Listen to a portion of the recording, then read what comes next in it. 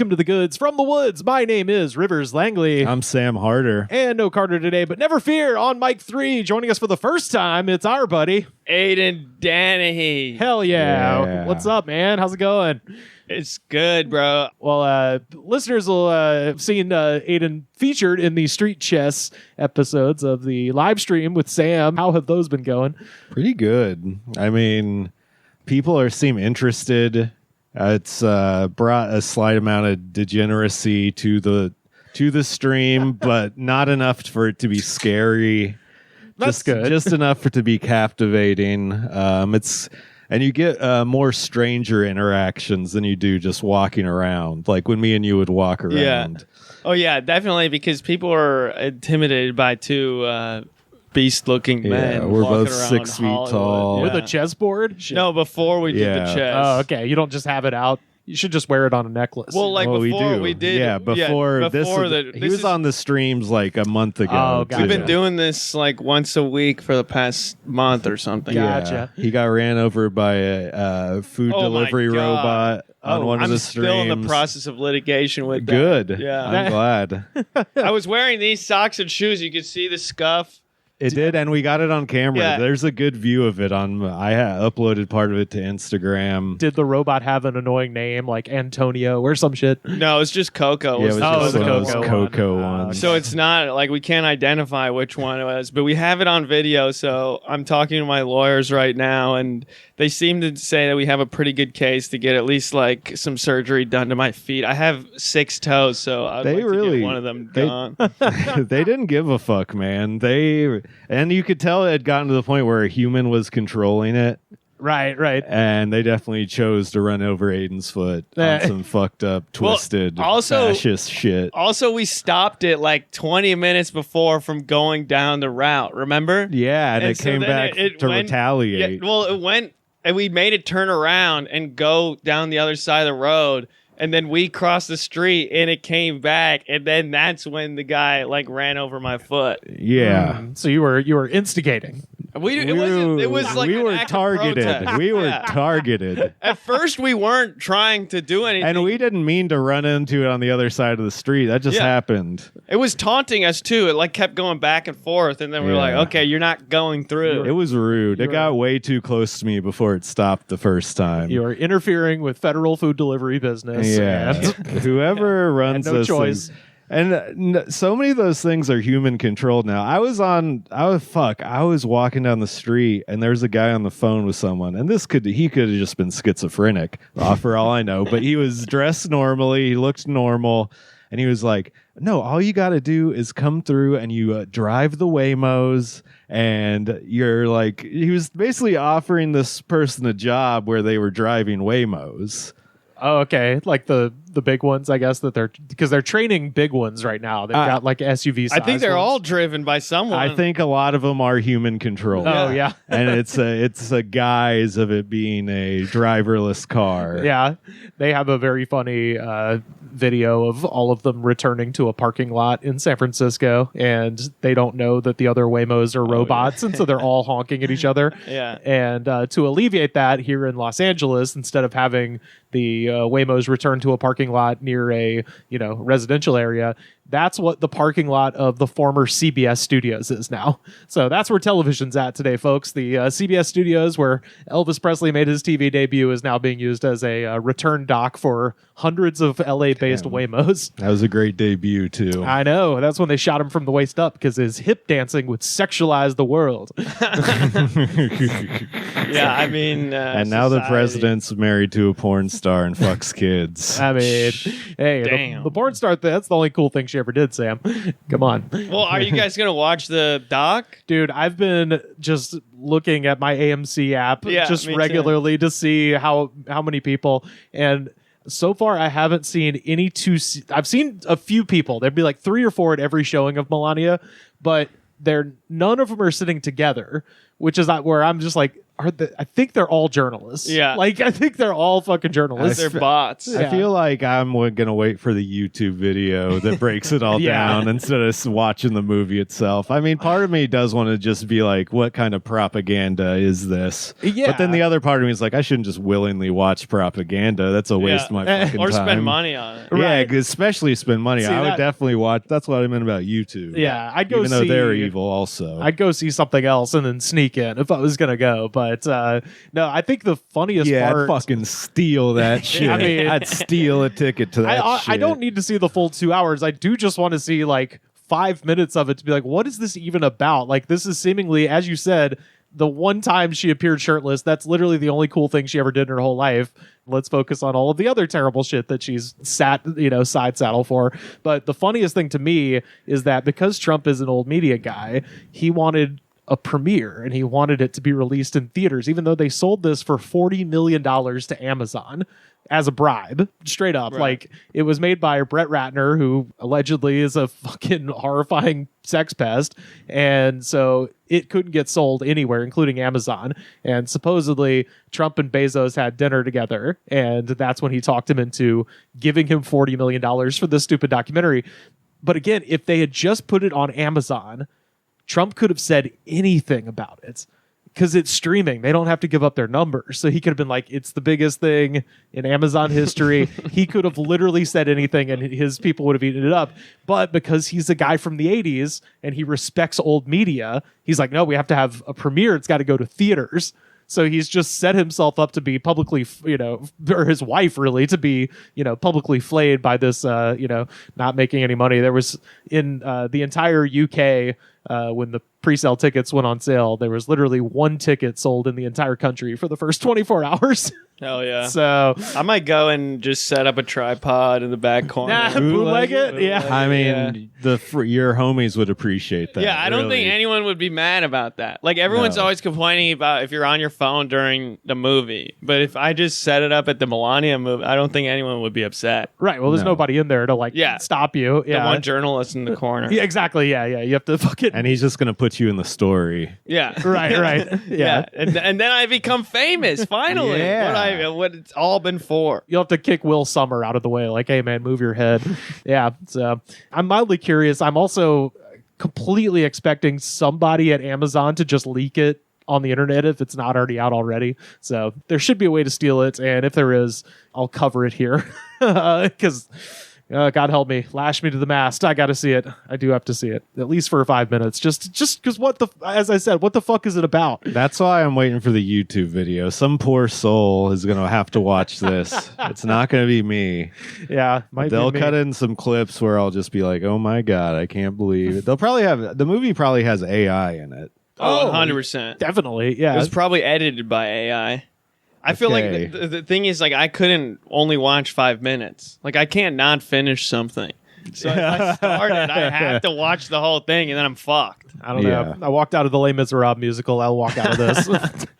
That's actually the only movie I've walked out of in the last 20 years. Was just that one. I couldn't take Hugh Jackman singing anymore, or worse, Russell Crowe as Javert. I wanted to walk out of Good Fortune, but I was in the middle seat in a packed theater, so That's I good couldn't. fortune. That's the Aziz Ansari, Keanu Reeves film. Seth Oh. Rogen. It's just basically Trading Places, but not original and really bad. Yeah, I wanted to walk out of that too, but I was on an airplane. Oh, yeah. Know what I'm saying? Everyone wants to know. So here it is.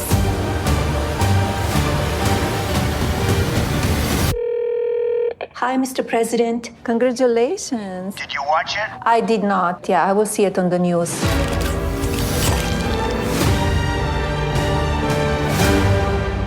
Well, let's get into our goods from the week. Do y'all have anything fun that happened to you this week, Sam? My good is a man I met at work. He was a security guard. The way I first found out about him is he was on the radio going super cop mode. He was like, there's a vehicle parked in the fire lane. I'm going to go make contact with the person Hell who owns yes. it and tell them what the business wants, and I will get them out of here. And if not, I will contact LAPD. And then he'd be like, okay, there's a guy in a blue hoodie. I'm going to follow him around. I suspect he might be shoplifting. Copy. everything he would say, copy. Like it was real important. And he was like so intense about it. He was getting like aggressive. He's like, there's a guy with a petition outside. I will advise him to leave, copy.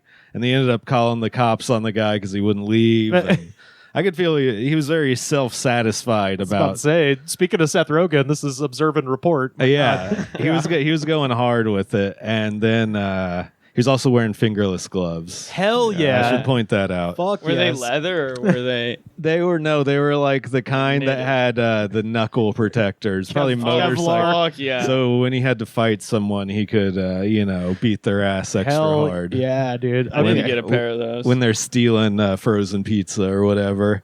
Anyways, I go to lunch break, right? His lunch is around the same time. He comes back into the break room, takes off his security shirt. He's wearing a full-on bulletproof vest. Full on. And he starts showing me, he's like, I bought this extra plate in the front. If they want to shoot me with anything bigger than a 357, this will stop it. Never forget the Battle of Aisle 15. Right. Yeah. It's like, paid $350 for this, That's like Did it have like how actual many shifts? plates in it? It had Shit? plates in it. Holy fuck. It had plates in it. It worked in security at a grocery This is store. A grocery store, yeah. And then he sits down next to me and he just goes, yeah, so my wife just divorced me. And in that moment, I was like, it was so hard not to just laugh in his fucking face because he had just been such a loser all day. Oh my God. And it was like the classic, like, yeah, I'm divorced and unaware, and it's completely obvious why I'm divorced. And about to go leave a comment on several music videos. yeah, he's gonna go tell his life story on YouTube. He put a hard-boiled egg in the microwave for like 2 minutes, and it exploded in the microwave. That's a fucking executable offense. And so he explodes the egg in the microwave and just turns. He's like, "Yeah, I do stuff like this all the time at home." It's like, no wonder your wife fucking left. You're exploding eggs in the microwave all the alpha time. as hell. Yeah, He's always trying to assert his dominance wherever he's at. yeah. He's like, I was like, yeah, you could go out that door. I don't care. It doesn't bother me. I'm still young. I'm not even 45 yet. Okay. And then he started being like, yeah, I hit her up and told her like you could come through and like do laundry or smoke if you want to, 'cause she can't smoke at her parents' house. He starts trying to, Shit, damn. Oh no. Jesus. Yeah, I've always said the most dangerous people in the world are cops. And the only people more dangerous than cops are people who couldn't be cops but wanted to be. yeah. So there's plenty of security guards around Los Angeles, I'm sure, that are just normal people just doing a job, but there's also that. And anybody that takes their rent-a-cop job that fucking seriously is dangerous. And then he took off his fingerless gloves, and on his hand, one had like a cursive big Los Angeles thing, and then on the same hand, it had Chef Life written across his knuckles. And then on his other hand, he had a Cheshire Cat design. Dope. And then he had the Radiohead logo and a small Radiohead logo on one of his knuckles, and the tattoos all look so shitty and they're like super faded, and you can tell they weren't even done good in the first place. Okay, so you and I have both worked several restaurant jobs. I don't know about you, Aiden. Yeah. So what? Because if he's got a tattoo that says Chef Life, it means that He told me he was a chef for like 15 years. yeah. What did he do to not be a chef anymore? He says he just got burnt out on Oh, it. I The kitchen bet. life Yeah, of burnt him course. out. I bet something fucking horrifying happened. Well, he also told me that in his previous relationship, which was like 15 years before, because he had been married for a long ass time, and then he's like, yeah, my last relationship before that, my girlfriend cheated on me with my coworker. It's just like everything about your life is so dramatic, and you could tell it's like also probably your I fault. was about to say he killed the sous chef. That's why he's not working there anymore. Because Yeah, the he sous claimed, chef fucked he his claimed wife. he beat his ass. I don't know. And now I'm a security. That's the yeah. I got burned out on it, and then just like went pan over. It's just fucking pushing a guy's face into the flat grill. Jesus Yeah, I don't Christ! know. It's He- kind of badass. That was my good of the week. The guy who yeah. just got divorced, who So do you- overshares and is just generally unaware of how he looks. Do you Hell have yeah. different security guards like every time? Okay. And we just changed companies So we used to have another company where like at one point one of the guys who was like 20 years old, just totally like fresh out of high school, thought he knew everything, and he totally like had this girl that was just like throwing him for a loop.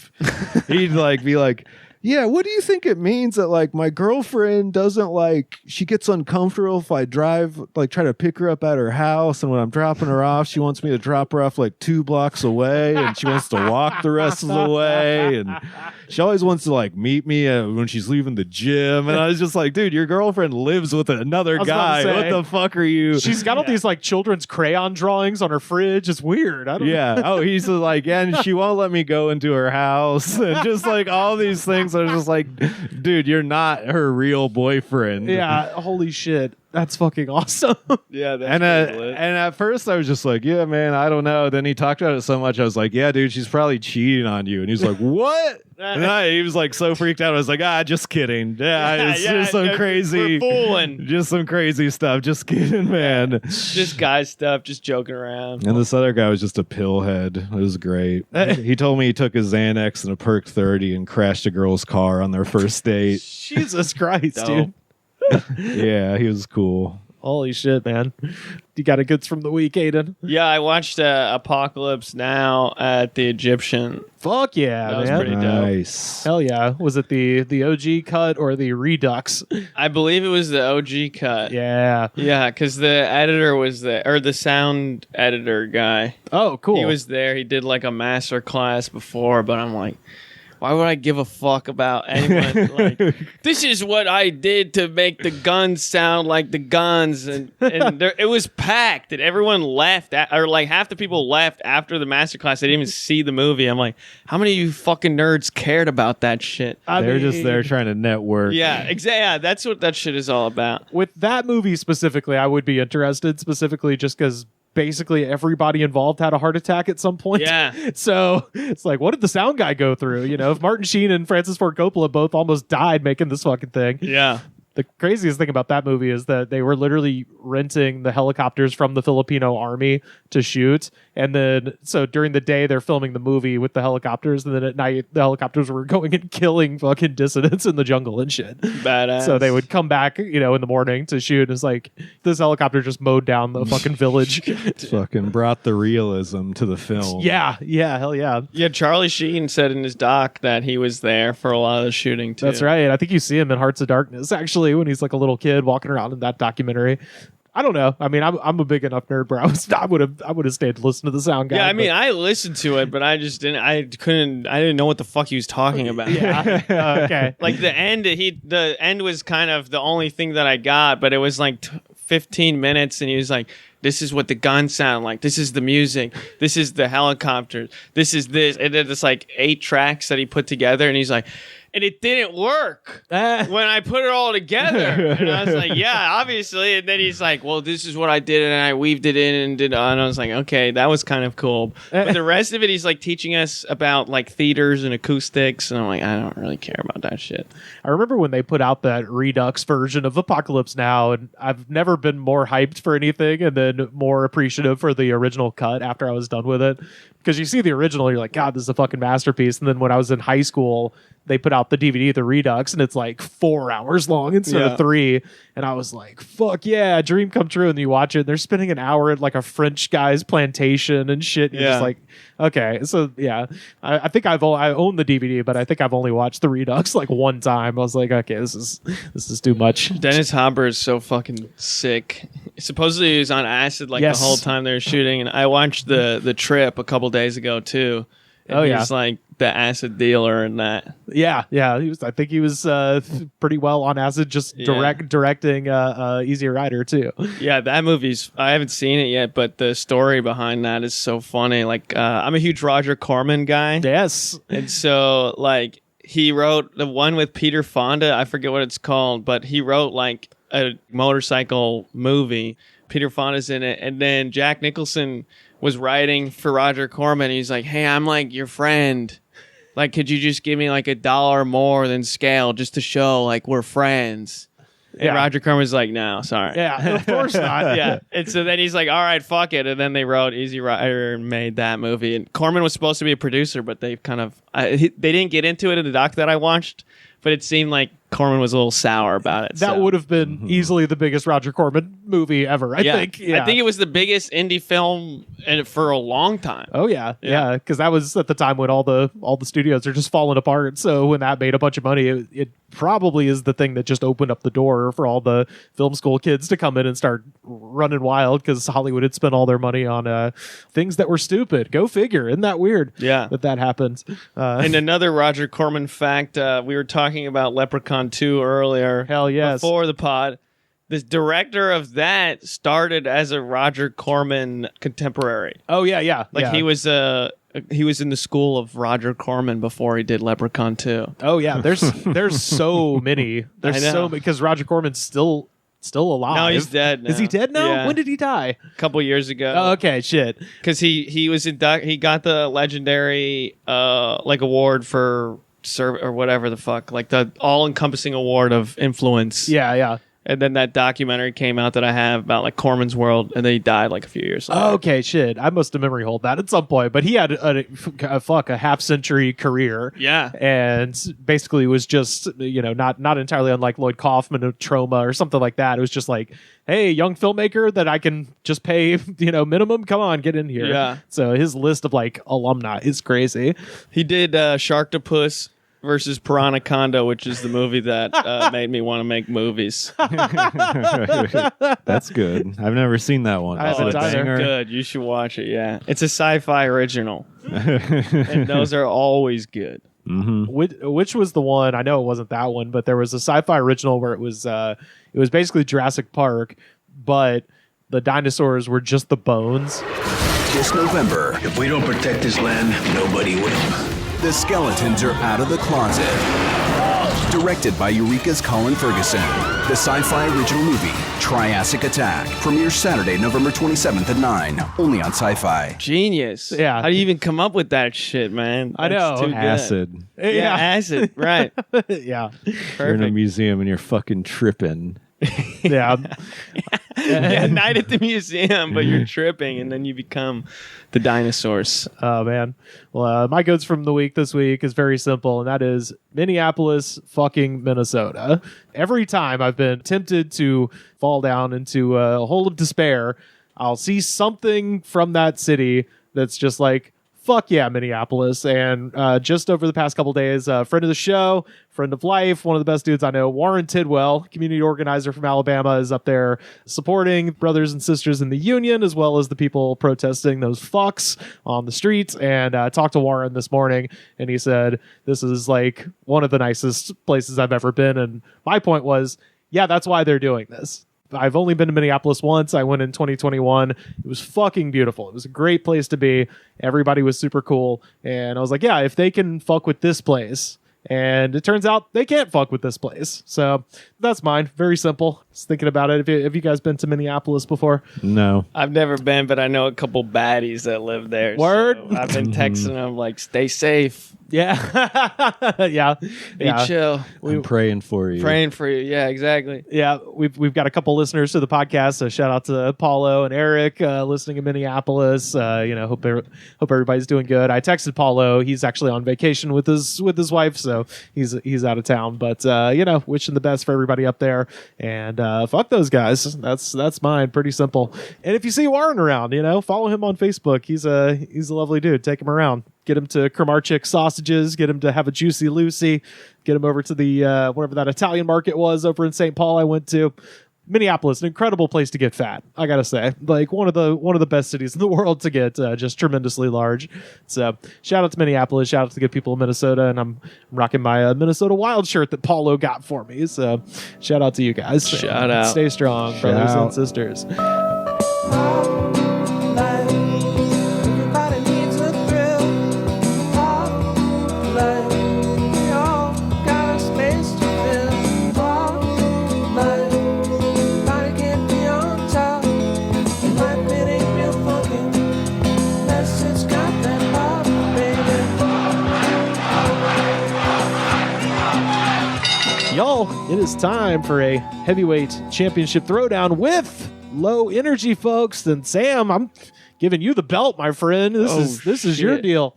What do we got today? That's rock and roll We got shit. Red Bull, not American style though, not that bullshit they give us.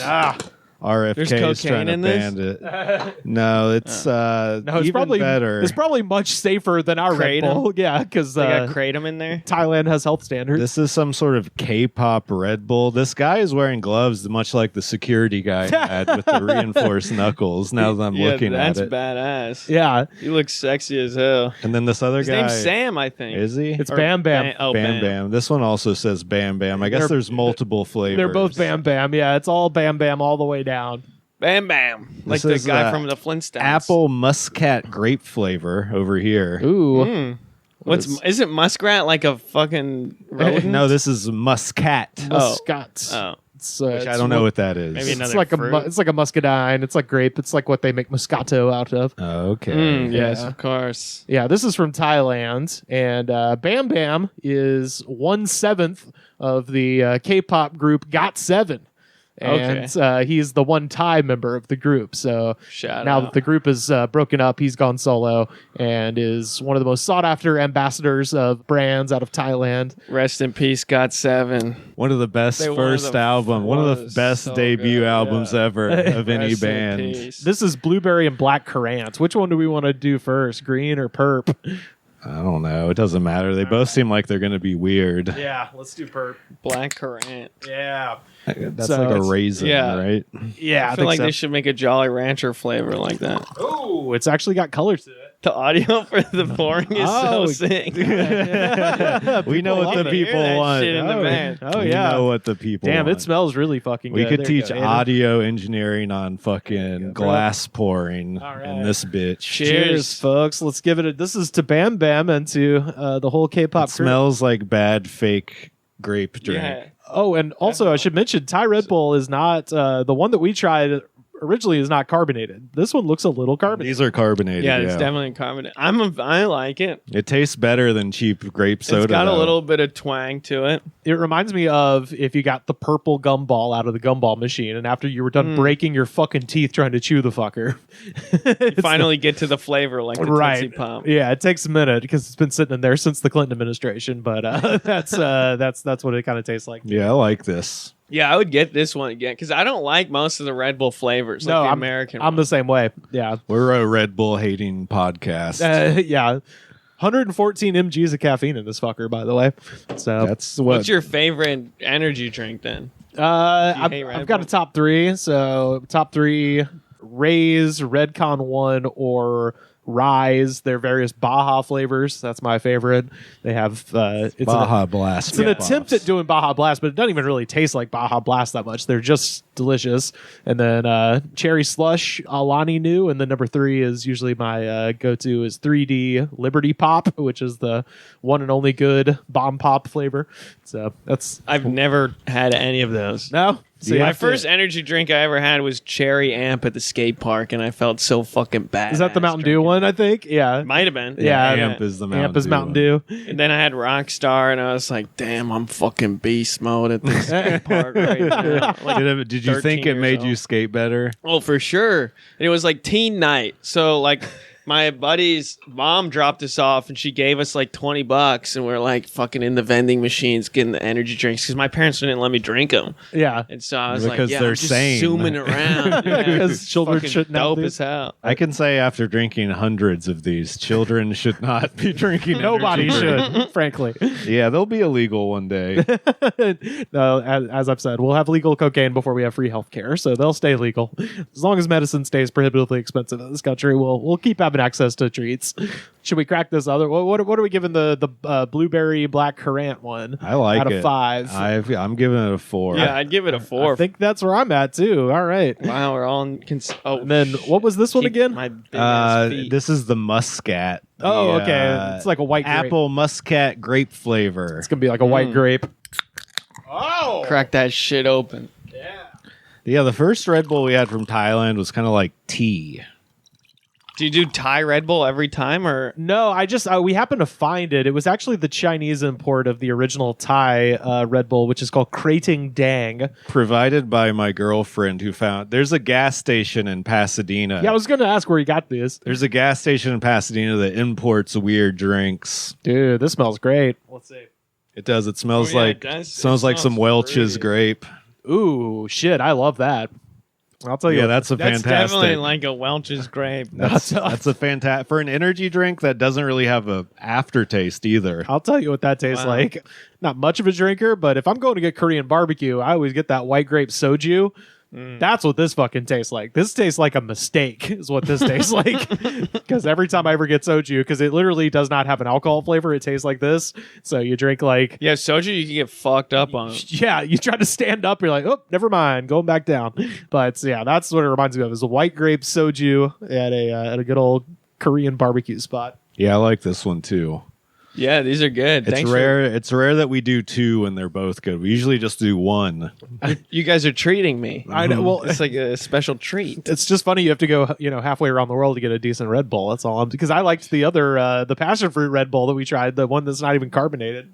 And of course, I don't know if you know this, Aiden, but the funniest detail about Red Bull is that the founder is the second richest man in Thailand behind the king, and I didn't know that. and the founder's grandson is currently an international fugitive because he ran over a cop and dragged him through the streets underneath his Ferrari. Okay. And then I like that.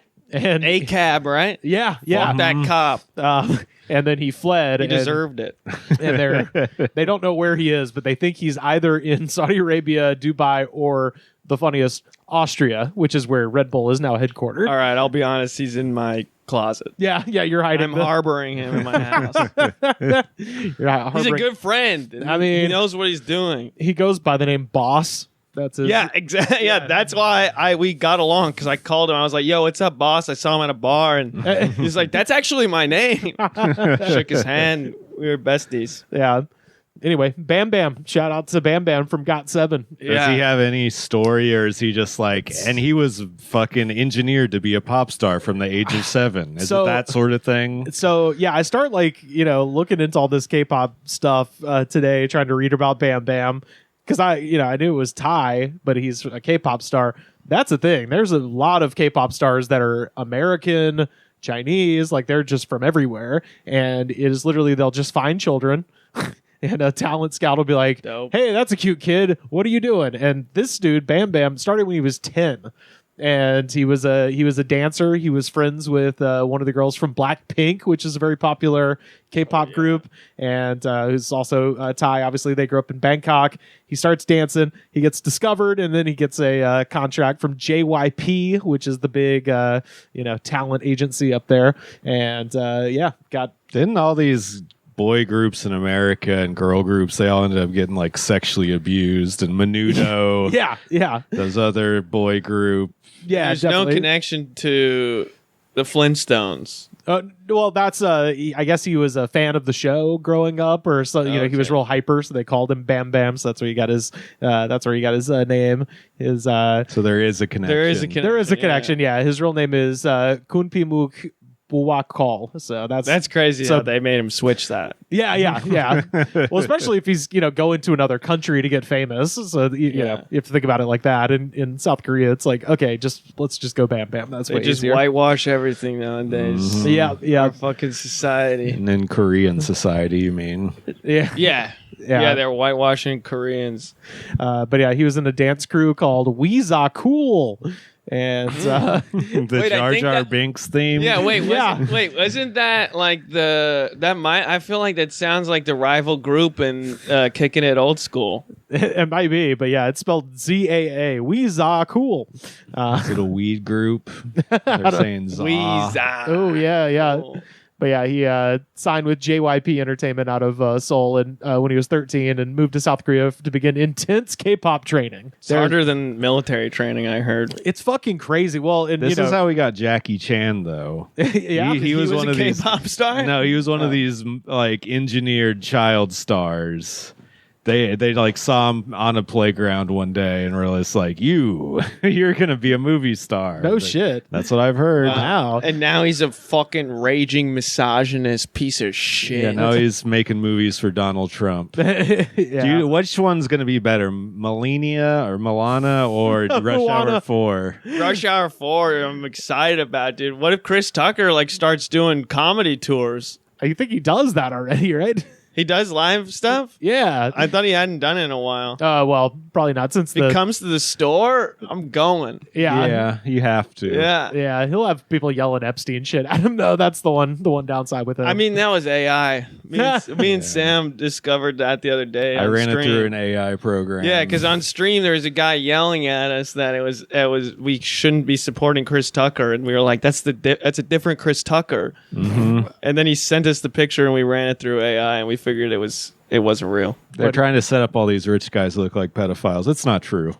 that one is true. I know. Yeah, that one is actually true. And scene. Yeah. Him and Matt Groening from The Simpsons. But you were asking about as far as like abuse goes, because I looked up JYP Entertainment, which stands for Jin Young Park, who's the president of the company, who at some point he was married to the niece of a cult leader. Which is pretty fucking wild. Some Christian cult in South Korea that I couldn't quite figure out. The cult owned a ferry boat that sank and killed 300 people, and then he got subpoenaed at some point, but they found him, not responsible for the ferry sinking. It was very strange. But as far as abuses go, it seems to be mostly relegated to the girl groups, and it's a lot of just weight shaming people, where it's like, you're 13 and you've gained 3 pounds, fucking eat ice and only ice for a week, which is an actual thing. Heard they do. of a good ferry sinking in a while. Yeah. You don't hear about that much anymore, especially a cult one, because I was like, because it was all these, especially a cult one. I've never heard of one. Well, it was like all these, that. it was all these Korean newspapers, and I'm trying to go through and be like, what's the deal with the fucking cult? And I guess the cult owned the ferry, but I think it was unconnected to the sinking of it. It was just like, oh, and also this ferry's owned by a cult. So who knows? But it seems very sketchy. A friend of the show, Monica Scott, one of her coworkers, was at the mall in Thousand Oaks here in LA with her younger sister. She was a teenager and her sister was like 11, and some talent scout was like, you. And again, she's not even Korean. I think she's like Taiwanese. And she basically got flown to Seoul, put through K-pop boot camp, and then was in like a incredibly popular K-pop bands, to the point where the fans of her started adding her sister, who was friends with my friend Monica, on Instagram. And so anytime, she did anything, they couldn't get straight to the K-pop star, so they would just like, comment with her sister, like, when are you gonna hang out with your sister? It's like, she lives in a different country, But it was like that. Like, she was like, yeah, I just didn't see my sister for 3 years. I have a twin brother. I'd send him off for 3 years. Yeah. This would be a fun. He'd appreciate that, maybe. Yeah. Depends on how hardcore the camp is, I guess. What do we got to say about that white grape one? I'm giving that's 5. If that other one's 4, that one's 5. Shout out to Thailand. These are great. Are we allowed to give decimals, or is it Yeah, just- Absolutely. I give it like a 4.5. 4.5? Yeah, hell yeah. Yeah, I mean, I don't know if it's that much better, but it is in around the 4 range again for me. I'm gonna go 4. I only They're both, and a 4 is high. I do not give out 4s very often, No. so that's high for me. You're like Anthony Fantano with a 10. I don't just don't hand do them that, out. The yeah. 5 is even rare. I think I've only 5 to like less than 5 energy drinks. Yeah, we gave, I think, the Jerry Rice. That was the one that I remember. Yeah. The cream soda. pineapples and cream goat fuel by Hall of Famer Jerry Rice. That sounds awesome. It was good, and it's like it's one of the ones that has mushrooms in it. So I've been drinking these Like new. lion's mane or psychedelic? I mean, yeah, They're like adaptogen. shit. adaptogens, mildly hallucinogenic. Dude, I've been drinking these drinks called recesses. They're selling in my Yeah. work for like $1.70 something. What are they? They're like They're the like- sober drinks, right? Yeah, they're like adaptogen. Like, it's like, that can of drink you have up here. Yeah. I think it's kind of like that, but they're trying to have some class with it. Oh, it's And like a put you to sleep one. And they also, well, it's more of relaxation. It doesn't just have like rose hips and stuff like valerian root. It has stuff that I guess is supposed to simulate. They kind of do just make you tired, I think. Yeah. But they also sell non-alcoholic drinks. Like they sell a margarita with adaptogens in it. Oh, so I guess wow. the goal is to make a non-alcoholic drink that gets you fucked up, which Yeah, is, sure. I don't know, maybe seems a little counterintuitive, Well, but that's what every alcoholic is looking for. A non-alcoholic drink to get them fucked up. yeah, I mean, really. That's the dream. They usually just go with coffee, but I would say, yeah. I mean, adaptogens. Are they good? Do you like them? The first time I drank one, I was like, man, I feel relaxed. And every time after that, I've been like, man, I don't think this shit works. I think it might just be Yeah. bullshit. Yeah. But I've had a couple of them. When they first came out, I remember I was in New York and they were like pushing them hard and like on all the subways and shit. Uh-huh. And it was like a hangover cure drink. Like that's what they were Oh. saying. It's like this is what you drink if you're fucked up, and then you'll be fine. What do they call that? The liquid IV or Yeah, whatever? something like that, but like tastier, I guess. Oh, okay. Damn, I haven't even seen these. I'll have to You got to check on the side of the aisle you would never look at. Yeah. I don't like how it's adaptogen called dr- recess though. It's a Like bad name. It's like a child's thing. Uh-huh. Like when has an adult ever had recess? I Well, I think that's the point. It's like to entice you back to Go a back to childhood. state of childlike relaxation. I work Field so trip. close with alcohol now that I have noticed a clear correlation with alcohol companies marketing towards kids. Yeah. So it's no surprise to me that Recess is the name of a non-alcoholic get you fucked up drink. Damn. Well, yeah. Shout out to Thailand. Shout out to Bam Bam. Shout out Thailand. He does a lot of work with UNICEF. He seems to be cool. I was like trying to figure out. I'm like, all right, what fuck shit did this guy do? But he seems pretty When normal. you go through Korean boot camp, I think the number one thing they teach you is to keep it clean. Yeah. Keep hell your yeah. fucking nose clean. Oh yeah. Oh, that was fucking ruined. Some person in a K-pop band that pulled out a little Taiwanese flag at some point. They're like, no, you're gonna fuck with our Chinese market. Don't do that.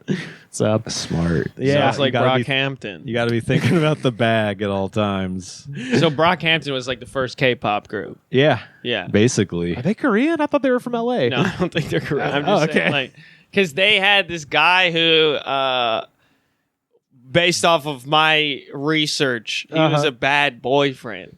Okay. Like, and then they canceled him Mm-hmm. because he was a liar. he Jonah Hilled. Well, like, yeah, well, kind of, but also like he just kind of like cheated and lied. I think, which is, I feel like not a great thing to do, but like Damn. you It's a rock shouldn't be- star-ish. Yeah, exactly. Like He's a it's, musician. what are you, the dude. Try Guys? Get Yeah. out of here. Come on, Brockhampton. yeah. And Jesus. then it turned out that he was like the least bad out of all of them. So I was gonna say I haven't heard I haven't heard them since like 2019. What the fuck's going on with Brockhampton? I think they're all canceled. Oh, they all? Like, I'm pretty sure they're All all 9 of them. Yeah, except for him. Like They're he's all the gonna only be- one that's like now chill. They're gonna reunite at the Kid Rock fucking MAGA music Yeah. festival. They're all like trying to push sex robots for kids and stuff. Jesus Christ. I mean, they're the Wu-Tang Clan of getting canceled, I would say. Bam bam, I want a bam bam, bam bam dee da, bam bam, bam bam dee da, bam bam. I want a bam bam, come me say what a bam. Y'all have a little story I wanted to share out of the United Kingdom. This is from The Guardian. So in 2010, a 65-year-old pensioner, man living out in the country outside of Manchester in the UK. His name is John Eric Spivey, S-P-I-B-Y. I think that's Spivey. I'm going to Spivey. John Eric Spivey won a £2.4 million lottery jackpot. That's about $5.5 million in U.S. money. And unlike a lot of lottery winners who just go into early retirement, Spivey wanted to keep working at his job, which God, I work with Realistic. someone like this, and I'm pretty sure she's like starting to have Wholesome. dementia. And she told me the other day that she can't usually take her vacation time because the business needs her too bad. the multinational corporation grocery store needs her. Yeah, but she is like, I think she could possibly retire, but she She also went on vacation and then said she didn't have anything to do. The first day of her vacation, she came into the store to shop. Oh no. And then the second God. second day of her vacation, she made an online order that so she could come in and pick it up. Oh, She missed man. you guys. That's what I said. I said she's you guys obsessed are with this her place. only social interaction. That literally That's what is it it. is. That's 100% it. That's so She's fucking sad. alienated everyone else with her personality. I've called for this before, and it's not going to happen anytime soon. But federal jobs program, fuck ICE. Let's get a friendship brigade. Yeah. Just hire people to go be nice to old people. That's all you need. Well, yeah. So this dude wants to keep working at his job, which I think is, there's some merit to that. It's a little bit admirable. You could just live life on easy street as a 65-year-old, but no, he wanted to keep up at his job, and his job was as a drug dealer and petty criminal. Oh shit! And Grams is moving grams. You know what I'm saying? Oh yeah. And as Hunter Thompson said, when the going gets weird, the weird turn pro. Spivey went into business with a man named Lee Drury, who used his company, Nutra Incorporated, a supplement company, so making this bullshit as a front to cover up his illicit business. And he bought industrial pill pressing machines, chemical mixers, and a full production line for packaging tens of thousands of synthetic Valium. I mean, how many times have we suspected these energy drink companies are like Are fronts fronts. or money write-offs or something? That's exact because he's buying pill presses. They're pumping out tens of thousands of pills an hour, and it was like Nutra Incorporated. And the second I saw it, I didn't even have to look it up. I did to confirm, but I was like, guarantee this is a supplement company. Look it up, sure enough. And yeah, boner that's pills, fake Yeah. boner fake pills. pills. Yeah, That's that's the shit Rogan's pushing. bingo. It's Alpha Brain and yeah. stuff like that, or Oh, you know, no. Kill shit. Tony sponsorship. Yeah, it's shit like that. But this dude, it's a way to get away with like, oh, why are you buying a bunch of pill pressing machines? It's like, oh, because I sell bullshit, and the government in the UK and in America is like, oh, cool, that's great. But it was synthetic Valium, which is it's benzodiazepine, but it's missing a corner of that chemical formula, and it's way more fucking deadly. So We got to get some of that. not We're great. gonna sample that. Yeah, on we the should next try that podcast. next time. Yeah. So in a single 12-month period, the group reportedly shipped approximately 37.5 million tablets, and those were selling for a pound each. So between June Worth 20 it. between June of 2020 and May 2022, 200,000 quid worth of machinery and ingredients were bought, again with synthetic Valium pills. But the plot was foiled after. Bro, I wish I was a pillhead in today's times. Yeah. I wasted my pillheadness. We had good pills; they were real, but give me some pressed Valium, dude, for $1 a That shit pill. that Holy, kill Peep, right? yeah. Well, no, yeah, that was fentanyl Xanax, I think. okay. Yeah. And I saw Peep about this. No lie. No, this is no fucking lie right okay, here. truth bomb. I know this guy who was Peep's tour manager. I just roll up because I'm friends with his roommate. I roll up to their house. Peep's in their living room with these two dudes, his crew, I guess. Fat Nick and Puya. No, it wasn't them. It was just two random dudes. And he tells me the story about how he thought he was popping a couple perks, and they were actually like 80 milligram, like high dose, like Oxycontin shit. Christ. Hell yeah. And I was just like, bro, you need to be careful. I told Pete, Wow. I swear to God, I was Wow. like, Pete, I'm telling you, I didn't say that because I barely know who he was, but I was like, man, you got to be careful. There's a bunch of fake shit. And that's basically just like taking heroin, doing that shit. Yeah. And he kind of laughed it off, but I could tell in his heart and his mind, he also was like, damn, that's true. And then the week later. Yeah, it was like 3 weeks later, he's fucking dead. God damn. He didn't listen to Sam Harder. That's what happens. Yeah, take Sam's advice. So his plot was foiled after incriminating messages on encrypted EncroChat, which is in the UK called WhatsApp for criminals, were cracked by French law enforcement. So I like that there's, it's probably their version of like Telegram Yeah, or that's something what I was like gonna that. say. It's like Telegram. Yeah, but it's called EncroChat. Another gang member, 35-year-old Callum Dorian, his EncroChat handle, Fallen Soda, was linked to supplying firearms, including AK-47s and Uzi, Tech-9, silencers, and ammunition. Also, the recipe for the drugs was saved on his phone.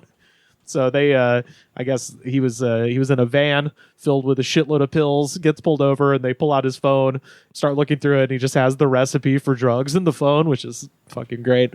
So in his Incro chat, John Spivey Jr., so this is this dude's son, he bragged about his immense wealth and the success of his operation by saying, quote, Elon Musk and Jeff Bezos best watch their backs. Yeah, hell yeah.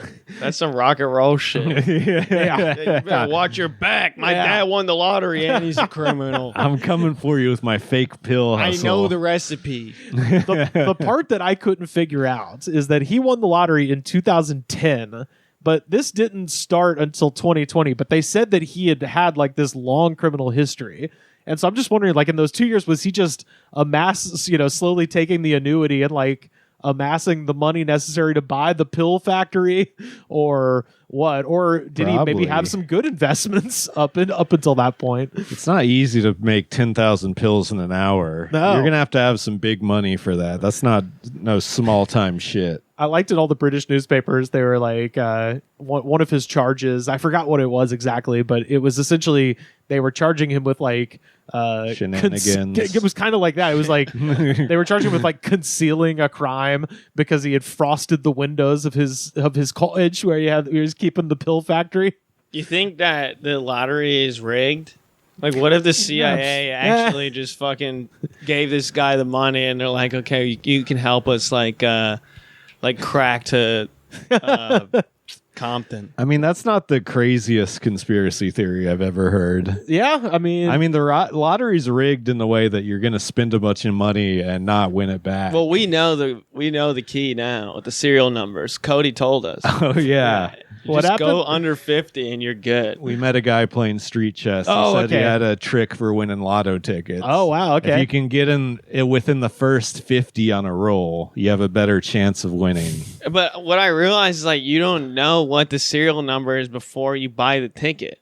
Right, so how right. would you know that? You gotta put your face up against the glass on the counter and just try to see how big. Or you just like sell it off if it's over 50. You're like, yo, I'll give this shit to you for $4. He also said he was 6'4", and then he stood next to you and he was shorter. You think so? Wait, no, he was like on. Yeah, but then he stood next to you. He got off you were up on the curb, but his pants were fucking bulky as hell. He had all his shit in there. Every single thing he owned was in his pant leg because he said he got robbed 6 times in the last 5 days. 16 times in the last 7 days or some shit. So this week, John Eric Spivey, now 80 years old. Quit picking on this guy. They gave him 16 years in the slammer over there in the UK. So just let him be fucked up. Yeah, come on. Just let him chill out, pop pills all day. They say that his drug empire was worth about $400 million at the time of him being caught. Damn, Elon Musk, watch out then. I mean, yeah. So, but this got me thinking about lottery winners, and I was just like, who's the worst lottery winner? Have you guys heard any stories about people winning the lottery and blowing it all? Or I mean, you hear stories like that, but I don't know any of the details. Yeah, you hear people that are just win the lottery and then spend all the money the first year, or their spouses slowly kill them, because that's what I was looking for, and I found a pretty amazing one actually, also from the UK that I'll tell you about. But I was looking for lottery curse because that's what they call it, the lotto curse of misfortune, and boy, there's a lot of like relatives taking out hits to like steal money, and then a lot of wives and or husbands like slowly poisoning their spouses to hopefully get the inheritance. That's true love right there. That kind of shit. But I found a couple that I wanted to highlight, and this one's along similar lines, but it's on our side of the pond. And truly, I just kind of included this because I love this guy's name. Ronnie Music Jr. Yeah, I like that. Did this guy fucking awesome. play lead guitar in a funk band or something? Sounds like a ska name. Oh, see, I'm just thinking straight country. Ronnie Music is, we call him Ronnie Music because he plays music. Right. I got that nickname when I was 6 years old. My parents gave me a guitar. I started strumming. Yeah, I mean, hey. But yeah, in 2015, he won $3 million on a scratch-off in the Georgia lottery. And he claimed to the press at the time that he would invest the money wisely.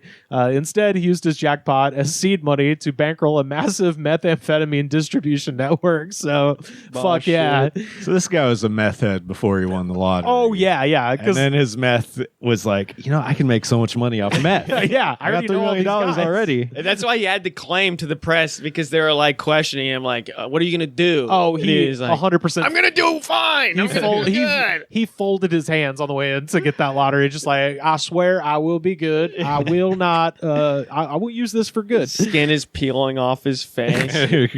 Unfortunately, music's empire crumbled just months later when his associates were caught in a Winn-Dixie parking lot attempting to sell 11 pounds of crystal meth worth over $500,000. 11 These bows. guys are smart as hell. Like, fuck.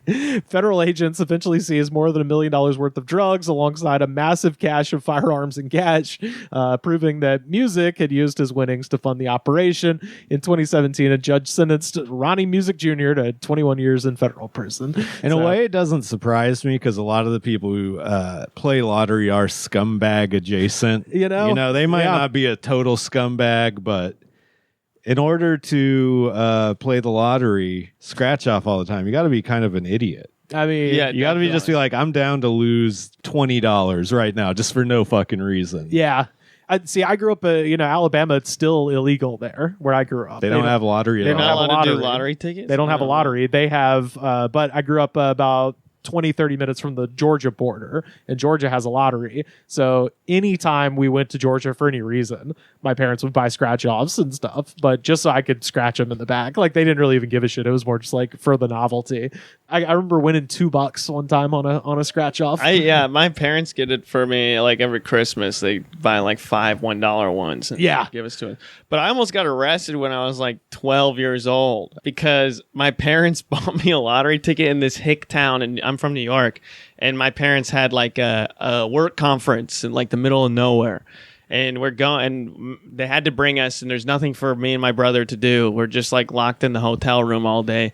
So they're like, okay, we'll get you like a $5 scratch off. They take us to the grocery store. They get the scratch off, and then they hand it to us. And as soon as they hand it to us, like the woman behind the counter is like, holy shit, like that is not allowed. These kids are too young to be playing the lottery. And she's like, I will call someone if you don't take that. We can't sell that to you. And I was like, scared. I was like 12 years old.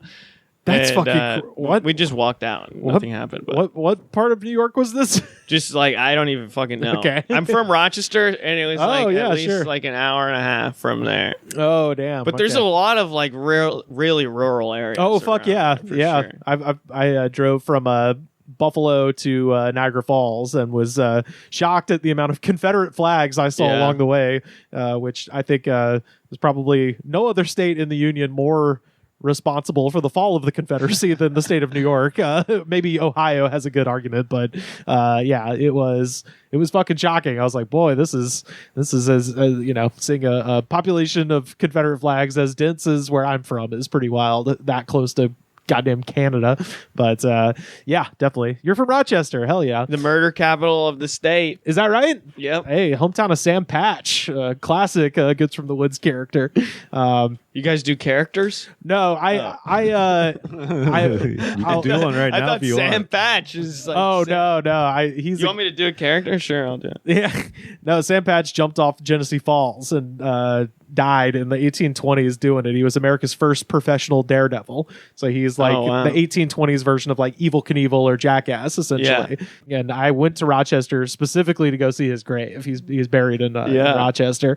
So I was there 2 springs ago to see Sam Patch's grave and see at least see the Kodak building. There's a lot of characters in Rochester. My buddy yeah. that you met with the ventriloquist dummy, he bought his dummy there from a pimp that killed a prostitute with the dummies. With the dummy? Yeah, Did he have like they didn't tell me how. He was out, I guess, like when my buddy went to pick up the dummies, and then he like went there and got the story from the guy, but he didn't tell me. But he had 2 ventriloquist dummies, and when he got out of prison, his girlfriend was like, "You got to sell one of them." Just one. Just gotta get rid of at the least haunted one. Yeah. Dude, what an incredible way to hide a firearm, though. You That's true. Yeah. get a little Derringer or something. Jeff Dunham probably had guns in all his His dummy. yeah, there you go. Ahmed, definitely. Yeah, oh yeah, for sure. Yeah, shout out to Rochester. Get yourself a damn garbage plate, folks. I've actually never had one of those. Really? Oh Yeah. man. Look at Aiden. Of course, he never had No. a car. Look Yeah, at I his was thinking I rail need to thin. go to Minneapolis to get fat as hell. You Hell were yeah, saying I bro. should go there. Aiden's a professional model. I haven't pointed that out. Yeah. But when I'm around Aiden, that's one of my favorite things to say. Yeah. It's funny. I had a casting yesterday, and I was shooting with this photographer, and she was like, "You picked the right career." You picked it. Career. Yeah, I'm like, yeah, I didn't pick it. She's like, "Where'd you learn to model?" I was like, "I just watched Zoolander 2." From Hansel. Yeah. Yeah. And were you just part of you were like, I actually want to be a comedian. This No, model shit is just, I just laugh because I'm like, this isn't even like I didn't pick it. My parents just made me look like this, and I do yoga every day and skate, so I guess that's how I stay thin. Nice. But because I have a twin brother, he's not model material. Damn. He's 5'11". Oh, dude. yeah, that's disgusting. Yeah, it's honestly makes me sick thinking about it. Jeez. Never in my life growing up when I was a little kid did I think that as an adult, I would hang around with a professional model. Just truly. I didn't even think that was a real thing before I Yeah. got signed. Me neither. I started calling myself an Instagram model as a joke. Because like anyone that posts on Instagram is like modeling on Instagram. Technically, yeah. And then my agency, like my current agency, DM me, is like, "How tall are you? Do you want to be a real model?" And I was like, "Fuck it, sure." And then I walked for Yves Saint Laurent, and then I flew to Paris like a week later. Holy shit. I was like, "Oh damn, okay, this is pretty dope." Yeah, that sounds better than being a comic, to be Yeah, honest. for sure. I'm like, this is Hell pretty yeah. cool. Holy shit, man. Fuck. Yeah, don't mean to flex on you. No, I mean, no. it's horrible. It's horrible. That to dream be left with me a years ago. Yeah. It's fine. To know what it could have been if my parents had been more attractive. Yeah. Right. Oh man. But yeah, I found one lottery winner that I wanted to focus on because I can't believe I'd never heard of this, but this killed me. So talking about a man named Michael Carroll, and our listeners in the UK probably already know about this guy because this was a big thing in the tabloids over there, up in the Paps. They were all about Michael Carroll back in the day. But this is M. Rahman writing for Medium and Alexis Carey writing for news.co.au. So in 2002, Michael Carroll was 19 years old, unemployed, living on benefits in Kings Lynn, Norfolk, and he had no qualifications, no stable job, and no long-term plan. Michael also had a reputation for petty crime, antisocial behavior, and general hostility towards authority. And he had been expelled from school at 15 and later jailed for violent offenses. He was reckless, impulsive, and angry at the world. And then in November of that year, he bought a £1 lotto ticket, his first time playing, supposedly. And I told you these people are scumbags. No, I mean, he sounds pretty fucking cool, dude. He's like badass. He doesn't like authority. Oh, this guy is He's unemployed, dude. He's my idol. I'm gonna give away the game right now. I fucking love this dude. He won £9.7 million. Shit. Becoming one of the youngest winners in the history of the British National Lottery. The tabloids immediately crowned him with a nickname that would haunt him for years: the Lotto Lout. Is what they called him. What's lout mean? Lout is like a lazy bum because he was on a pension, or not a pension, but he was on the dole, mate. He was unemployed. So they're like, he's a lout. He's no good. He's a bum. Let's see what this chav does with all this money, right? And this chavvy ass motherfucker. yeah, this redneck. Probably as you speak real English, mate. Oh, totally. Cockney. Fucking. So Carroll started off by giving £1 million to his mum, aunt, and sister. He That's fucking a third of it gone already. Yeah. He then gave another $1 million to the Scottish football Rangers. They ended up going bankrupt 2 years later. He then set about wasting the rest as fast as he possibly could.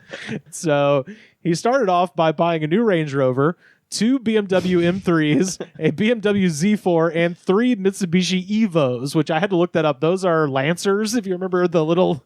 Like, I used to have a Mitsubishi Galant. That was the sedan version. The Lancer was the compact. So he bought 3 of those. Those are like those souped up fast versions.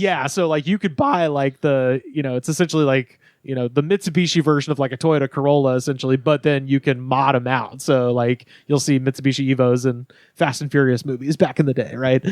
So he bought a few of those, and apparently the Z4 was, quote, shite. So just in case you're in the market for a 2003 BMW Z4.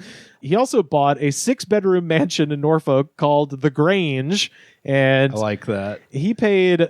So I transferred this to American dollars today, about $500,000 in American money today, which just tells you how much better the housing market was in 2003, that he bought a 6-bedroom fucking mansion with enough room to do what I'm about to tell you he fucking did.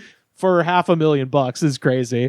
So neighbors described Carroll's time living at the Grange as a nightmare and labeled Carroll the neighbor from hell. Their complaints centered on the extreme noise, environmental damage, and antisocial behavior that transformed the once peaceful area into what they called a chaos factory. So this is like Castle Bam. This is 100% Castle Bam, but it's 100 times worse because they just had skateboards. This guy, first of all, he reportedly terrified the neighborhood by letting off fireworks and distress flares over nearby homes. It was also around this time he reportedly began calling himself the Boss Mickey. Oh, fuck yeah. And all his neighbors are rich as hell, right? I would imagine They so. have to be. Yeah, so he's doing a public service. He's like Robin Hood. Yeah. But the biggest problem at the Grange had to be the backyard banger racetrack.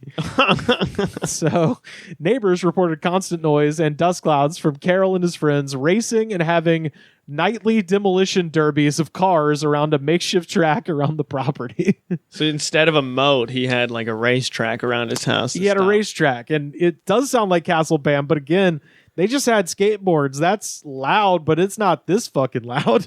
Residents were forced to keep doors and windows shut to avoid the stench and smoke from the cars, which were regularly set on fire at the end of the night just for sport. Hell yeah. Yeah. That's bullshit.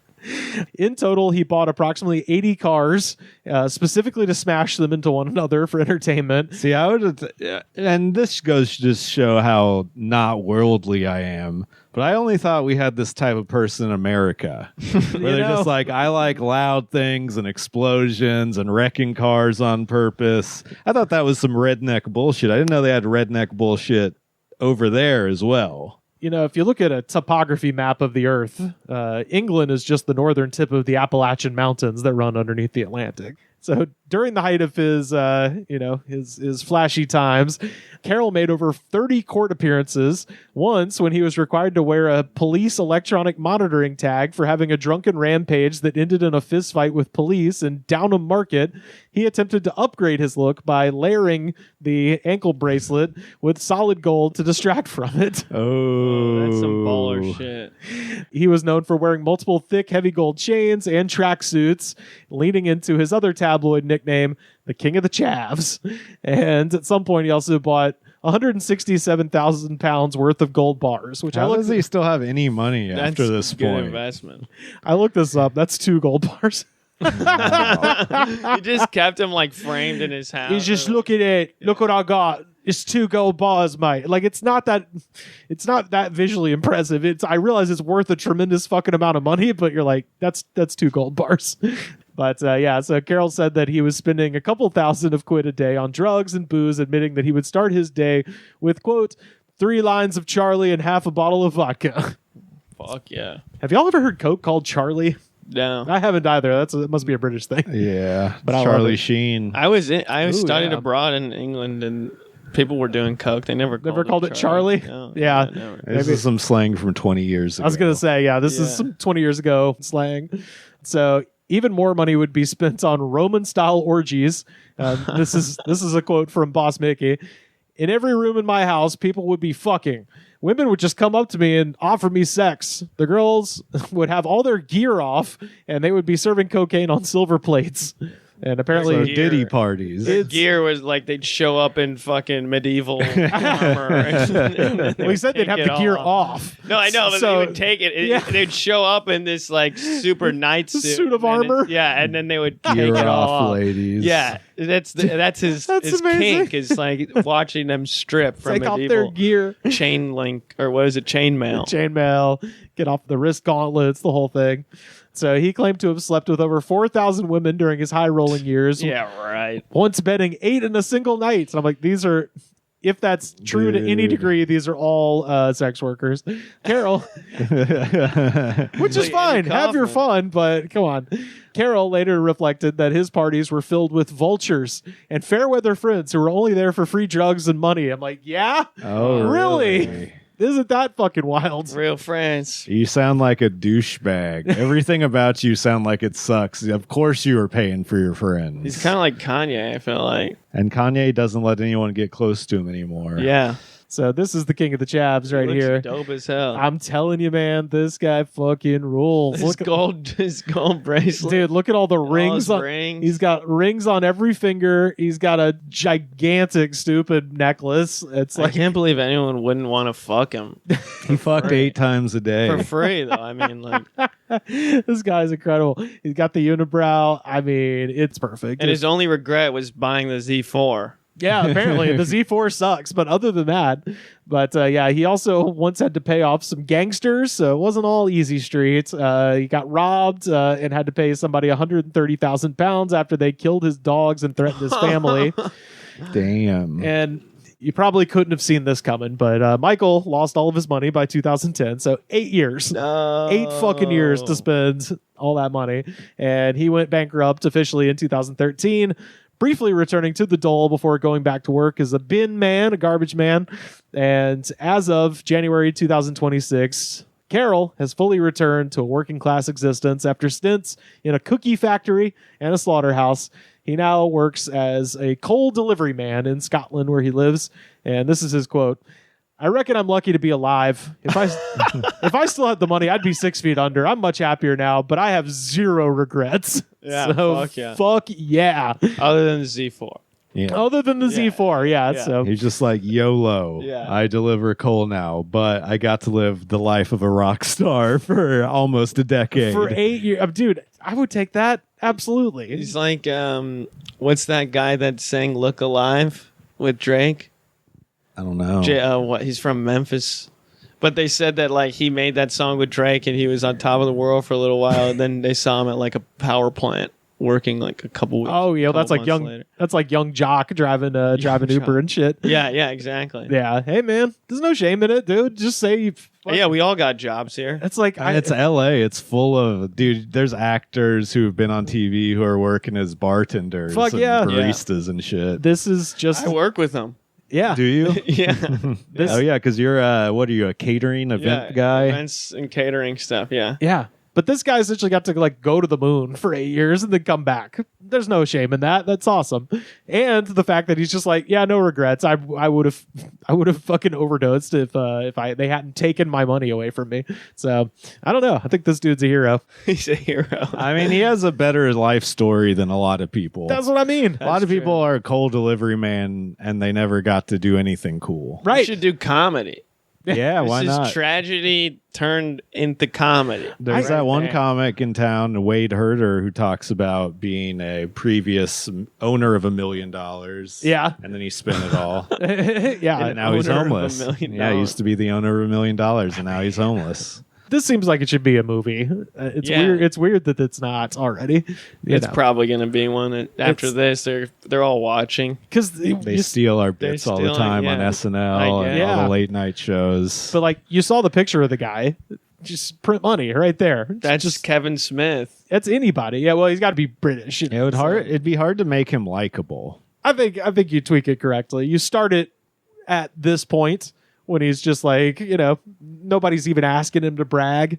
necessarily. That's kind of how you ease your way into the narrative, is just he's working with a guy and they're like, have I seen you somewhere? And then he kind of tells the story. But, you know, Yeah, that'd be good. just has to kind of admit to his mistakes as he goes along. But yeah, the King of Chav, man, it's right there. We give him a sexy bombshell girl that's just fucking around with He him did the it. whole time. He was married, by the way, when all this started, like, because he won the lottery when he was 19 and his wife left him after like, I think less than a year because he was just cheating on her nonstop. Well, she got her $1 million. Yeah, also, did. like, how would she not guess that was going to happen? Oh, I know. Well, it's also she got $1 million, so she was like, "Peace, I'm out of here." Yeah. But apparently, they have since reconciled. You know? Oh, wow. Yeah, like so she really loved him. they're not back together, but he said they're on like very good terms and shit like that. So like, you got your happy ending So right who there. cares? They're not Yeah. even back together. What are they, besties? I mean, Oh yeah, we get tea and crumpets from time to time. hey, you know,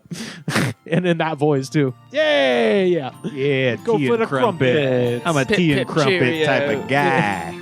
Yeah, I get that now. You could do the laundry, I'll come by on Monday. You give me the money, I'll go buy a ticket on the local lottery. We could win the lottery, we could go to Vegas and be very happy.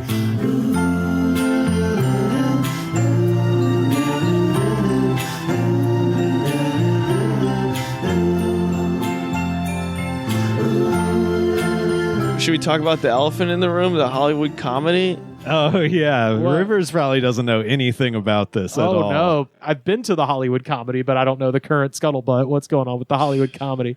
Tell people what the Hollywood comedy The Hollywood is. comedy is just like an open mic. Pay for play. It's a Pay for- $5 open mic. For $5, you get 5 minutes. Yeah. You And it's can a- sign up once an hour. Yeah, it's like a club. A comedy club, Yeah. they Quote, call unquote. itself. Scare They quotes. moved the chairs to make it look more like a club recently. Yeah, they did. Okay. But so I guess like these 4 influencers, like these 3 girls from Canada came and they wanted to do stand up and they didn't sign up through the proper channels.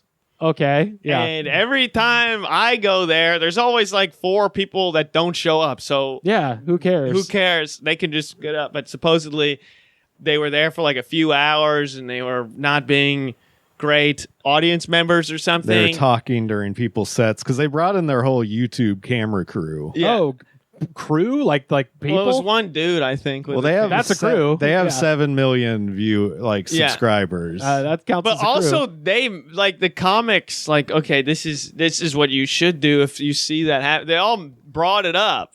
They're all like, "Oh, look at you! You guys are here." So it's like they're talking throughout their set, but they're also being talked to. Oh, yeah. Wow. I mean, watched like a little bit of it. Oh, really? I would have been like, "Damn! Finally, some other fucking hot people in the room with me." Yeah. I All mean, these uggos surrounding me. It's nice to see a treat. people hate Aiden because of his good looks. Wait. So what was the issue? Just So they posted this vlog And it was like called Trying Stand-Up Comedy Gone Wrong or Yeah. something like that. because they didn't do well. Obviously, Yeah, it's their 'cause- first time and- going up, And the audience is full of people who now hate them because they've Yeah. been talking through their set. and also it's comics. Like anytime Right. you're going to an open mic, comics have been watching comedy their entire time trying to be an open micer. Yeah. So you're. I remember when I first started, I was a very easy laugh, Mm-hmm. and then now I only laugh at really bad comics. and Yeah. and for people listening, the Hollywood comedy, it's a storefront and then a very long room with Yeah. a very tiny stage. It's not like some kind of like official setting. And by long room, it's like 20 feet. It's not even. No, the yeah. whole place itself is extremely small. No, that's true. Yeah. Yeah. And so they posted that shit, and then I guess their fans got really upset with the Hollywood comedy, and they started Review bombing it? Review bombing it. Yeah. But I'm like, no one gives a fuck. No one like, cares. No comic is gonna be like, oh, should I check out the Yelp reviews before I go to this open mic? Like, Also, no regular person goes there for any reason ever. It's Yeah. literally all comedians. that's what I'm saying. That's Like, why so does it funny. matter? And then the Hollywood comedy got really upset. I guess they were getting like death threats too, which I would yeah, say okay. is That's not okay. That's not okay. Yeah, that's not okay. But also, like, The owner posted a video of herself like crying, talking about how hard it is. Oh, no. And then all the people who host mics there, I think, have been told that they also have to post a they've thing. all posted like three-part like reveals of how they felt during that time. And But you said they're Canadian too. yeah, they're Canadian. I love just, you better watch your back. I'm going to fucking kill you, you fucking scumbag. Well, it's one of those weird things where they're like young ass girls who are like trying they're to like be 19 to 24. Yeah, and they're trying to be all like, I don't know, attractive, and it probably attracts like the worst kinds of course. people. The Hollywood comedy has been accused of buying bots to like their own posts about defending them and saying that the sisters are bad and trying to destroy their business. I mean, that's the most likes I've ever seen on any of these posts is the one. And then they'll also keep reposting them. Yeah. Like they've posted these comments and then like a day later it'll be posted again. Like not retweeting it or whatever. Yeah. They're like they posting delete it again. it and post it again. And then I saw one comment was like the most liked is like, I used to be on your side, but if you keep reposting this shit, I don't give a fuck. Yeah. And there was a funny thing at first where comics were like standing up, had been so convinced by the Hollywood comedy propaganda that they're like, I need to stand up for this place. Yeah. I love the Hollywood comedy. And then within like 2 or 3 days, it was like, oh, the Hollywood comedy owner is crazy, which I mean, she's always been very nice to me. Yeah, same. I mean, I would like to say that, but She's on videos with LeBron, so she's got to be no dope as one hell. no one looks good here. It's a classic situation where everyone involved is dumb, and as a spectator, that is hilarious to watch. Yeah. God, yeah, because I was just thinking, I was like, do I have to stand up for a pay-to-play mic, which Fuck I'm no. very much opposed to the concept. Fuck no, the idea of doing like defending a place that just takes money from you so you can talk into a mic is so. People devalue their comedy in LA so much they think it has a negative worth. No, they really do. It's insane. No, that's true, but that's because you start out and you're like, I gotta do like my homies when I started, they're like, you gotta do bringers, man. You just gotta do them. And I'm like, oh, really? And then he convinced me that I had to do like this 15-person bringer where it's like we're all given 5 minutes, then the host is giving like 15, and the producer is giving like 25. Yep. And then everyone in there is on their phone until the person that they came to see is there. Yeah. And everyone's buying like $25 drinks and $25 tickets. Damn. And you're like, damn, this is a fucking scam. Yeah, exactly. I mean, this is not fun. The bringer shows are just a one level up scam from $5 open mics. Yes. They make more money. Yeah. Fuck yeah, they do. And they fuck over an equal amount of people, if not more. I think more because like I know way too many gung ho new comics that are like, I'm gonna do this bringer, please. Like there's literally like a group chat for bringer shows. Oh, yeah. That you can send it to other comics to come to your show. And I was like, you don't have any friends? Yeah. Like why do you need other comics to come? Anybody, because they burnt out their friends doing bringer shows already. That's what I was worried about. And I was like, I'm only doing this one. My girlfriend at the time, my ex, now she convinced me that I was going to be a great idea because they said that they would introduce me to a producer. And I was like, I don't know. It seems like kind of rough. She's like, no, you don't know. It could be a great idea. And then they never did. It's Harvey Weinstein. Everybody. Yeah. Right. Well, they mean producer of the bringer show. Of another bringer show. Yeah. No, I was just thinking it's that thing of I don't like a pay-to-play mic. I think it's stupid. I think it's abusive. But if it's like my down the street scumbag versus some internet people from Canada, fuck you. I'm going with my scumbag if all things being equal. Yeah. I don't have to. I agree with you. I don't have to ride for them, but I can pray for one of their downfalls more than the other. It is 7:52. We booked stand-up comedy open mic. We are going to be writing each other's jokes and we are going to be telling to a crowd. We are already comedians. Yeah.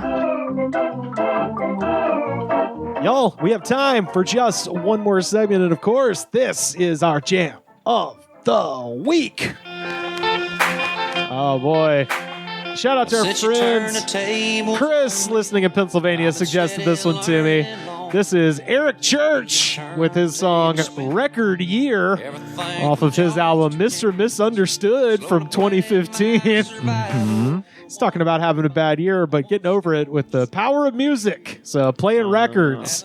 But there's a couple of lines in here where he's saying that there's nothing that a needle won't cure. And he means the needle of like a record player, but sure, boy, there's some people in the YouTube comments that did not understand that at all. They really thought he was talking about... They think it's a heroin song. 100%, yeah. And he doesn't help it because he then immediately references the 80s progressive bluegrass band Newgrass Revival. So I think you're supposed to think he's doing heroin and smoking weed, but like... Either way, it's baffling that people didn't understand that. But yeah, this song has 81 million views, 5,144 comments, and I read every goddamn last one of them. So now, let us dive down into the YouTube comments for Eric Church's Record Year and see what the people have to say. First up, Dr. Rock Holiday from 4 years ago, and this is all caps.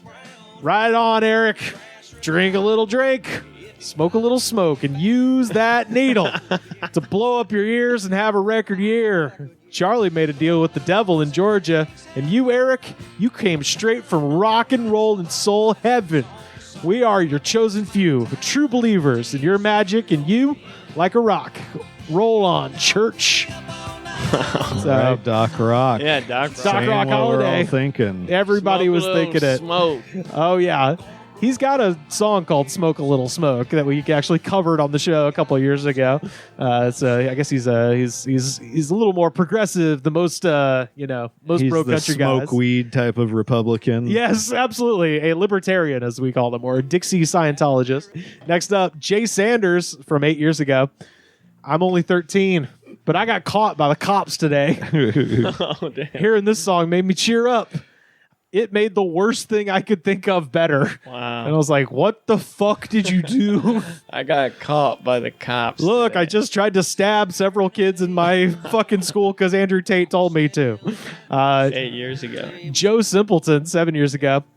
So far in the past 12 months, I've crashed a motorcycle, 2 cars, and I broke 2 trucks. I am, in fact, having a record year. And I was like, oh, is that the Big Boss Daddy lottery guy from earlier? Yeah. He's crashing a lot. King of the Chavs, Joe Simpleton. All the important things in his life have engines. Absolutely. Yeah. Taya Curran, 9 years ago. My ex used to sing this. I hated it. Why are you on this video then? Why are you still commenting? I'm traumatizing myself again to feel feelings. She probably still got she probably began to like it after her ex broke up with him. Dr. Wally Bartfay from 3 years ago. Some people change over time. The woman you once loved has turned into your biggest critic and nemesis. And I was like, yes, the theoretical person in this and not something very specific to Dr. Wally Bartfay. Which, great name, by the way. I love a pig Latin last name. Classic I'm getting divorced comment. Yep. It's pig Latin for fart bee, I guess. Anyway, Cowboy Gamer. Oh, you know this guy's going to be fun. 4 years ago. Ever since the garden, it has been proven, even if she was made from Adam's rib, they will destroy you. Wait, so is this song about It's about a breakup and getting over it by listening to records, man. Okay. So yeah, I missed that part. There's a lot of that. Similar lines. Country Boy 8 years ago. Eric is my favorite country singers. You're awesome, brother. Damn, this is my ex. I'm having a record here. And bite me, bitch. Alpha shit. Andy Shepard 2 years ago. My divorce is one of the best things that's ever happened to me. That bitch was just crazy as hell. See ya. Goodbye, bitch. Out the door. You gotta go down the road with the quickness right now. Adios. Get. Don't ever come back. Ever. I love a YouTube comment that sounds like he's on the back of a truck just yelling. And another thing. He misses her so bad. Oh, I'm telling you. Stephen Bubb 1 year ago. This song always brings me back to that first time my girl rendered my balloon knot damn near useless. Good times. Hell yeah, Steven. Hell yeah, Steven. Get your ass ate out. Michael Tracy from 6 months ago. Jesus, my God. Thank you for this song. Maybe one day we will find real women. Peace to Eric Church and crew. JC style. I'm having a delicious Hams beer right now. Fuck Milwaukee. The only thing in this city is Summerfest and God.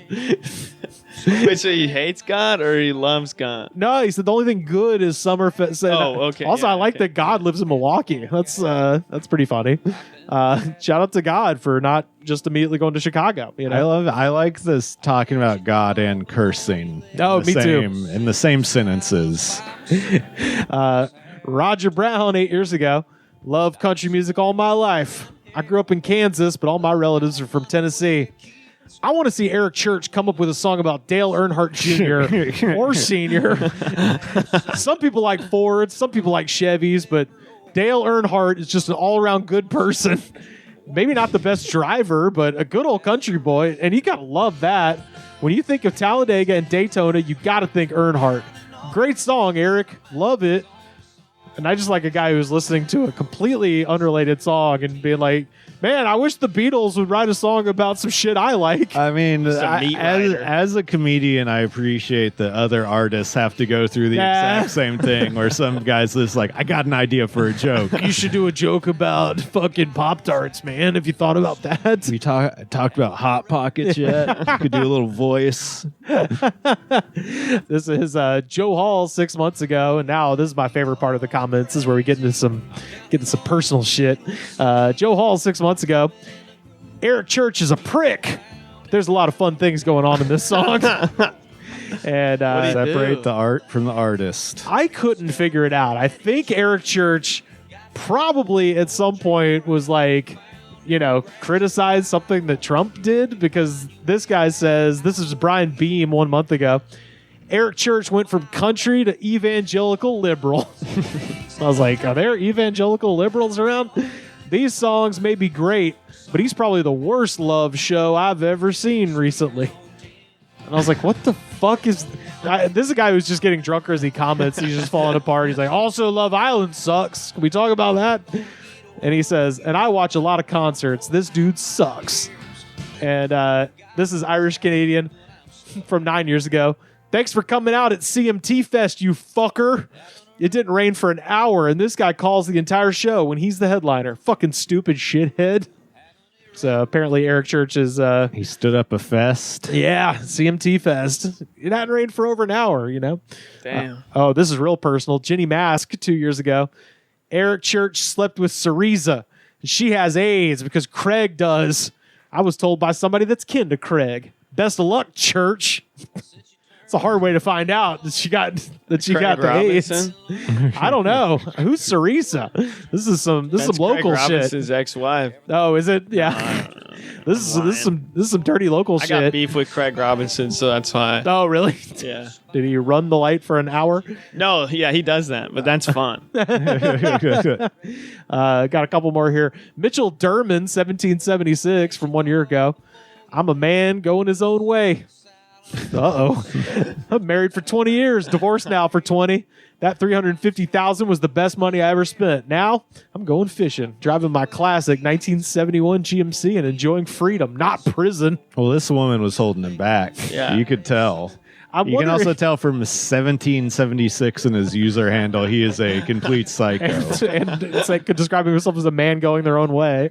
But I'm wondering if when he says not being in prison, if he means like a prison of a relationship, or if he means literally like, well, if I didn't leave her, I would have literally murdered her. She would have been in a ditch and I would have been in jail. This last one down here, or second to last here, penultimate warrior, Joel Bonnet, 1 year ago. Hey, Mr. Church, what up, kinfolk? Figured I'd drop a line and say hi, and it's a pleasure to do so.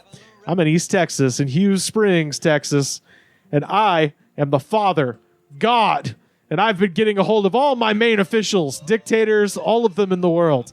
And I've not once had a bad response on ending confirmations. So God the Father, he's getting in touch with people, and Eric Church is one of the chosen few. It makes no sense at all. I was trying to figure it out. It's nonsensical. No, it's one of my favorites because it starts off where he's just like, yeah, I like the song. He's like, I am God, and you bow before me, which is always fun. And last one here, Mississippi Michelle from 7 months ago. Oh my God. You're so gorgeous in this video. And no, I don't give a rat's ass to the ones that don't like my truth. But yeah, you look good. And the best part for you, I'm sure, is seeing this. So hate me if you must for my opinion, but I don't care because I still stand up for Mr. Misunderstood and the outsider that he is. Call me crazy, but I love when a woman speaks her truth. Oh, yeah, absolutely. She thinks we hate it, but we love it. I love it. Hell yeah. Well, that is our Jam of the Week, Eric Church. We hope you're all having a record year. Aedan Danehy, where can people find you on the internet? My Twitch is It's Me Aedan, Aedan, and everything else is Aedan333. Instagram, TikTok, YouTube is Aedan Danehy. What else do I do? Professional model, skateboarder. Yeah, I'm a skater, model, activist, chess player. Oh yeah, watch us do the street. I think that's like gonna be some good shit. Hell yeah. I do think that's going to be like a thing that could pop off because people have been loving it. People love it. More people watching to see you play homeless people at chess than a lot of other stuff that we've done. And make fun of my outfit. Yeah, they also say they don't like your outfit or the way you look. Yeah. But that's fine because I'm a professional model. I get paid to look like this. Mm-hmm. Yeah, hell yeah. I'll be on my way to Paris. Fuck you. Yeah, exactly. Yeah, fuck y'all. Make fun of my outfit while I'm on the PJ, bitch. Yeah, exactly. Sam, where can people find you on the internet? Sam Harder 666 on Instagram, Threads, and the Goods from the Woods YouTube page. Doing street chess, doing all sorts of stuff. Might play video games sometimes. You never know. Aedan streams by himself. Yeah, I read. I've been reading the what's it called? Confederacy of Dunces. The Confederacy of Dunces. Yeah, John Kennedy Toole. Yeah, my favorite book. Actually, every Sunday I watch Serial Mom on stream, so you can watch me watch Serial Mom every Sunday. The same movie every Sunday? Yep, Serial Mom Sunday. Fantastic. John Waters will see it one day and have me on the 35th anniversary collector's edition for commentary. I'm speaking that from my lips to God's ears. Dude. I think it could happen. He walked by my house a few months ago, so he knows on a Sunday. He knows where you live. Yeah. Dude, hell yeah. Well, follow Aedan, follow Sam on social media. You can find me at Rivers Langley. And if you would like to buy a shirt, you can do so at prowrestlingtees.com/thegoodspod. Make you look skinny on TV. And the best way to support our show, hey, if you're watching this, you're already doing it. It's patreon.com/thegoodspod. Join the Tower of Power. And a second best way to support our show, head to Apple Podcasts or Spotify, rate, review, and subscribe. Leave a comment, show the attitude of gratitude. Because if you do not have the attitude of gratitude, Daddy, the King of Chavs is going to spend all your money. The Goods from the Woods was recorded and edited by me, Rivers Langley. You can find our show on Twitter at The Goods Pod. Our theme song was composed by Jonas, the Space Cowboy. This was a Brain Freeze podcast.